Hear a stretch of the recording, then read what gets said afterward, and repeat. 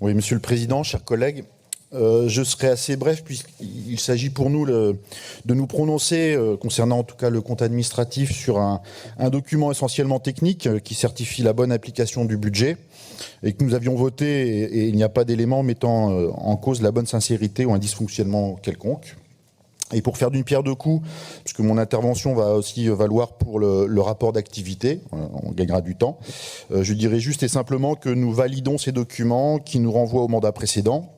époque où nous étions dans la majorité, et nous avons donc un bilan en partage. Aussi, et pour revenir au compte administratif, nous nous félicitons, comme nous l'avions fait lors du précédent compte administratif du 3 juillet 2020, des éléments retracés dans ce CA, un haut niveau d'investissement, ça a été dit, un taux de réalisation qui s'améliore encore et atteint un niveau très acceptable, plus de 94%.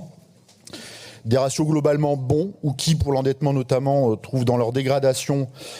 du passage à 4 ans, à 4,3 ans, à plus de 7 ans, dans des explications liées à la crise, ça a été dit, la crise sanitaire. Toutefois, et c'est un grand toutefois que nous exprimons, ou plutôt nous réexprimons, devrais-je dire, Léonore Monconduit l'évoquait pour notre groupe le 16 décembre 2019,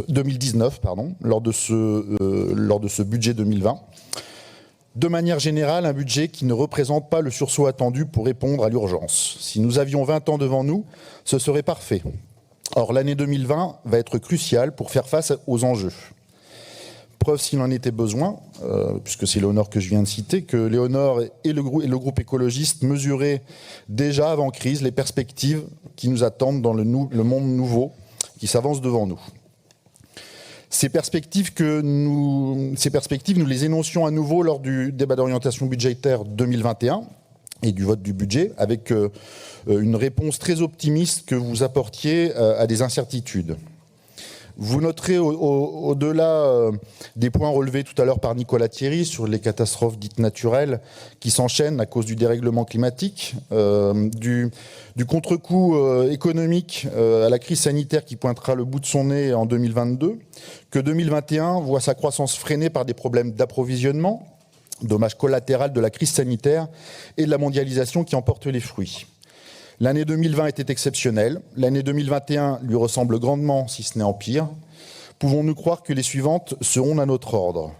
Gageons que le budget 2021 qui présentait le Covid comme facteur de dégradation conjoncturelle des recettes et de certains indicateurs, notamment le désendettement, avec des scénarios de sortie de crise optimistes, ne soit meilleure référence dans le domaine et que le prochain budget que vous nous proposerez ne soit pas assis sur une mauvaise approche du risque, mais empreint d'une vision de gestion de l'incertitude, en même temps qu'il nous projettera sur un format encore plus notariat. Je vous remercie.